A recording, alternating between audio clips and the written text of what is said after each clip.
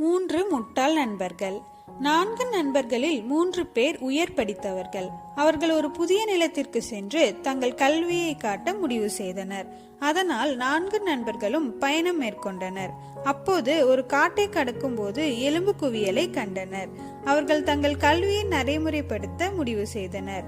முதல் நண்பர், இந்த எலும்புகள் சிங்கத்திற்கு சொந்தமானது என்று கூறி எலும்புகளை ஒன்றாக இணைத்து ஒரு எலும்பு கூட்டை உருவாக்கினார். இரண்டாவது நண்பர் சதை, ரத்தம் மற்றும் தோலை சேர்த்தார். மூன்றாவது நண்பர் உடம்பில் உயிரை வைக்கவிருந்தான். அப்போது நான்காவது நண்பர், பொறு, அதற்கு உயிர் கொடுப்பது ஆபத்தாக இருக்கலாம் என்று நினைக்கவில்லையா என்று கேட்டார். பின்பு நான்காவது நண்பர் வேகமாக மரத்தில் ஏறிய போது மற்றவர்கள் சிரித்தனர். மூன்றாவது நண்பர் சிங்கத்திற்கு உயிர் கொடுத்தவுடன் அது பாய்ந்து மூவரையும் கொன்றது. நீதி: மற்றவர்களை பார்த்து ஒருபோதும் சிரிக்காதீர்கள்.